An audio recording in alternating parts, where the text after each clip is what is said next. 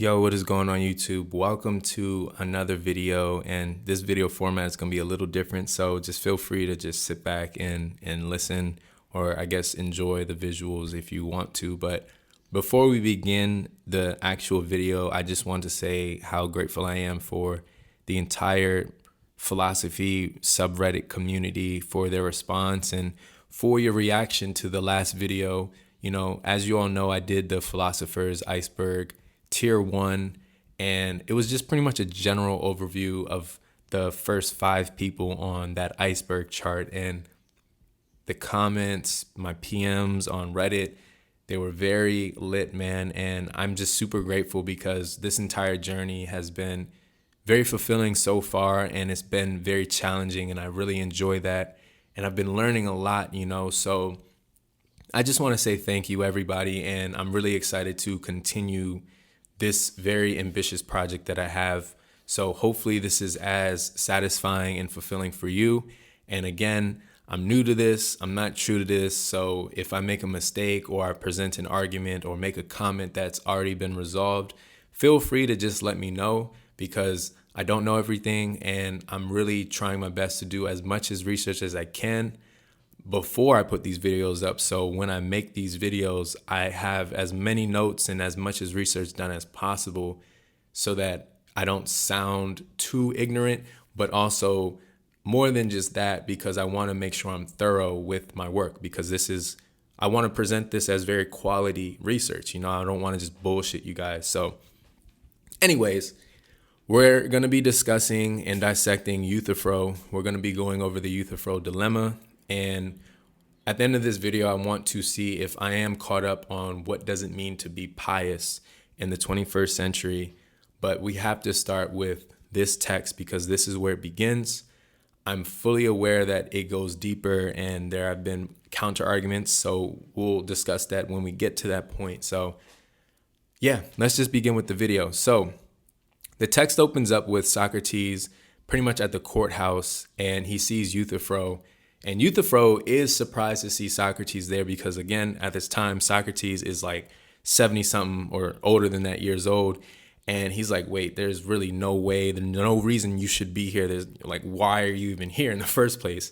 And Socrates is basically telling Euthyphro that he's actually here to defend himself of some charges that this guy named Meletus brought up to him.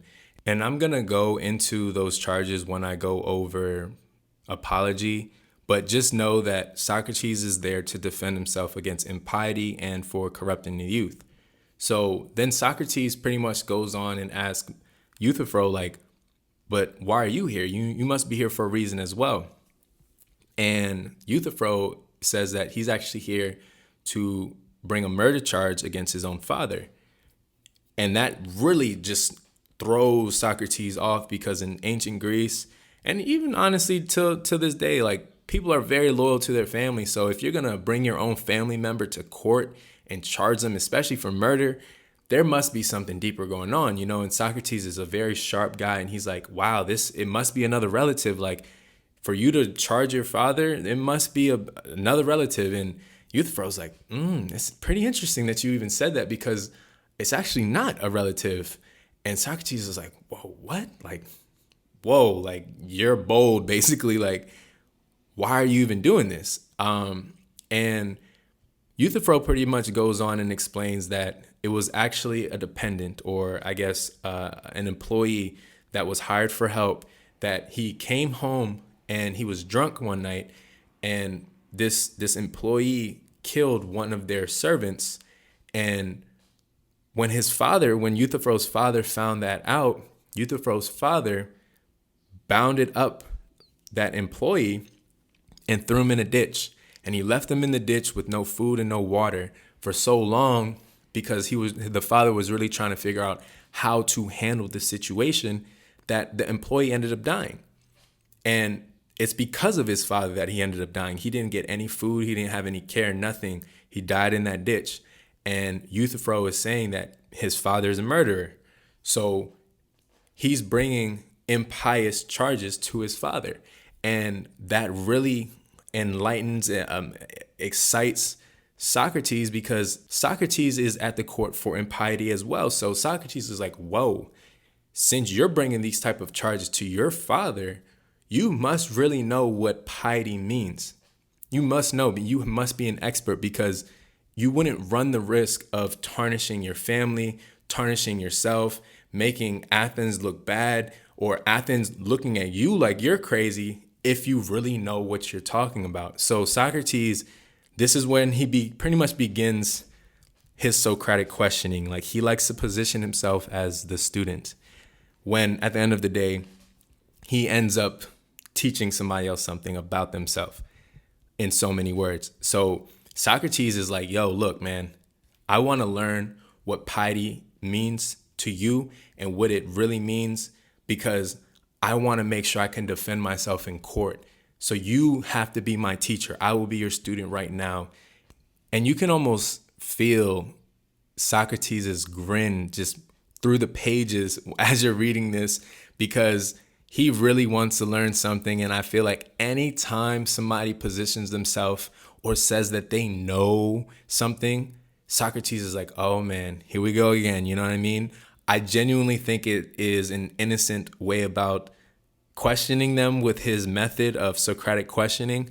But most of the time, I know Socrates knows, like, when somebody says that they know something and he goes on and inquires and really breaks down what they think they know, at the end of the day, that's why he's at the court, because they don't really know. And a lot of people, even to this day, if they don't know something and you catch them on that, or you make them realize that they don't know something, they're not going to like you. You know, they're going to get very irritated. They're going to be annoyed. They might bring you to court for corrupting the youth, you know? So this is where I want to make sure I don't go too much into the charges, but this is where I believe Socrates' wisdom lies. So again, this is where Socrates begins to lay the foundation for his method of questioning for contradiction, where he gets Euthyphro to agree to a lot of different things, and it all comes back full circle to show that Euthyphro really doesn't know what he's talking about. And we're going to get into that, because Socrates then asks Euthyphro, what is piety and what is impiety? Just bluntly. And Euthyphro responds, piety is doing as I am doing. That is to say, prosecuting anyone who is guilty of murder, sacrilege, or of any similar crime, whether he be your father or mother, or whoever he may be, that makes no difference. And to not prosecute them is impiety.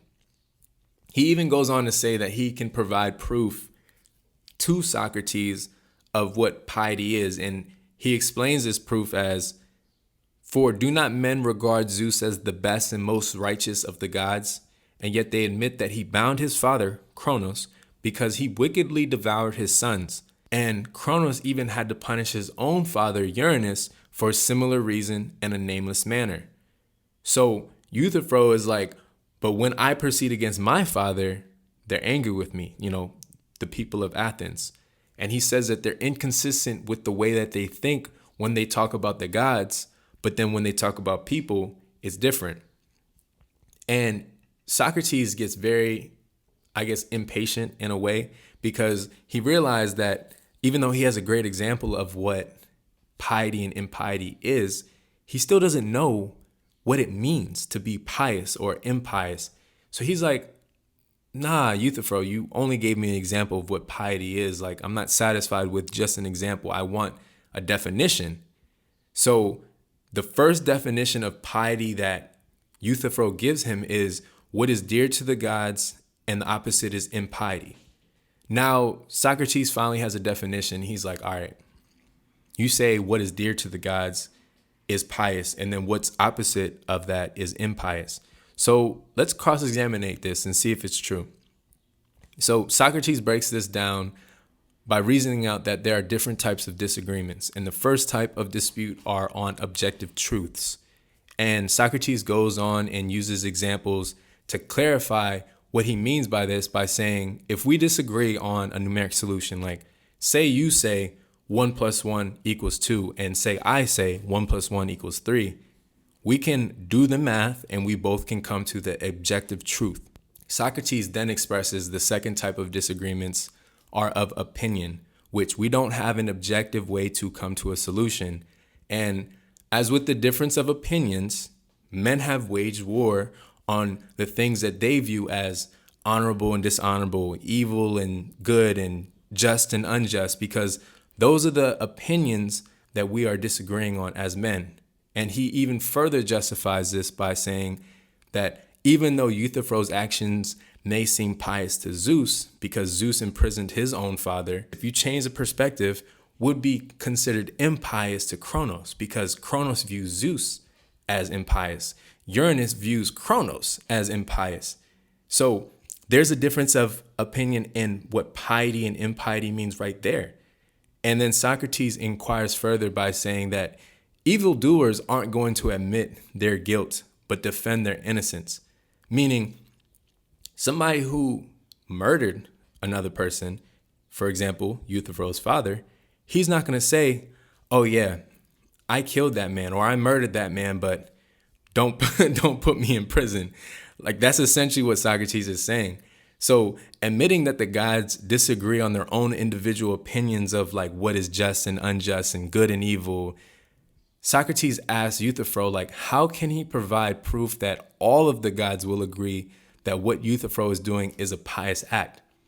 So this goes into the second definition of what Euthyphro says is what piety is. And then he says, what all the gods love is pious and holy, and the opposite which they all hate, impious. So Socrates, being the gentleman that he is, and also kind of sarcastic, he asked to cross-examine this second definition further. And Euthyphro is very confident at this point. He says, no, this will definitely stand your questioning. So immediately, Socrates goes straight to the point. He's like, he wants to know whether what is pious or holy is loved by the gods because it is holy, or is it holy because it is loved by the gods? Now, this is the foundation of the Euthyphro dilemma. We're going to get into this in a little bit, but I just want to continue on with this story. Socrates wants to draw the distinction between what is beloved from that which loves, right? And as I was reading this, and I promise you, I've read this one section multiple times, this second definition, because I understand that this is the foundation of the Euthyphro dilemma. I started thinking about existence versus essence at this point. And for anybody, again, who's deeper into philosophy, please let me know if I'm thinking about this the right way, because that's what I'm thinking about as I was reading this. So Socrates then reasons that any state of action or passion implies previous action or passion. And the example that he used, or that Plato wrote down, that made the most sense for me, that clarified everything, it reads as, it does not become because it is becoming, but it is in a state of becoming because it becomes. And it goes on to say, neither does it suffer because it is in a state of suffering, but it is in a state of suffering because it suffers. So the statement that he uses, that Euthyphro uses, is essentially piety is loved by the gods. It is loved, that's the act, because it is holy, that is the state. Not holy because it is loved, you know? So the act precedes the state. The state doesn't precede the act of this pious, of holiness or good, right? You can substitute that word pious for all of those things that I just named. Euthyphro is pretty much speechless at this point, and Socrates asks him this other question. He says, is the just always pious, or is the pious always just? And what Socrates is trying to get at is, what part of piety is just? And Euthyphro says that piety is the part of justice that attends to the gods. And this opens up another can of worms, because Socrates is like, what do you mean by that? You know, like, Euthyphro admits that piety or holiness is the art of attending to the gods. So Socrates wants to draw another analogy to try to get to this definition of what attending means. And he goes on and explains that the subject receiving the attention, for example, a horse, receiving the attention from an expert, the horseman or the vet, right? The horse benefits or becomes improved as a result. So Socrates asks Euthyphro, like, how does the act of piety benefit the gods? And at this point when I'm reading, I'm like, damn, like Socrates is sharp. Like, it is crazy. Like, he's a very sharp guy. And I see why he is pretty much regarded as the granddaddy of Western philosophy, because of this ability to just question things and hold the entire argument and break it down. Like, it is very amazing. When I read this, again, I read this so many times, so I just became more excited every time I read it, because I'm like, wow, he is a sharp guy, and he's 70 some years old. So going back to it, he's asking Euthyphro, like, how are the gods benefiting from our acts of piety? And Euthyphro pretty much says it's like the master-servant dynamic of services for the master. And this word services set Socrates off. And that's one thing I've noticed. Socrates is very big on diction. He wants to be sure that whatever word that you're using, that is the proper word for this definition that he's trying to understand, or this concept he's trying to understand. And Socrates wants to know that if ministrations or services has a clear goal or view of their ministrations, what is the goal or view of the gods? So he's essentially saying those who service boats, for example, we can see the end product of the boat being improved. And Euthyphro is just exhausted at this point mentally, and he just says piety or holiness is learning how to please the gods in word and deed by prayers and sacrifices.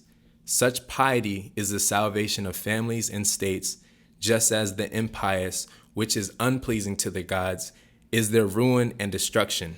So they use examples of like victory in a war. For example, the reason why that they won that war is because they sacrificed, they prayed enough, and then the gods held them in their favor, so they were pious, right? That's what Euthyphro is explaining, or trying to at least.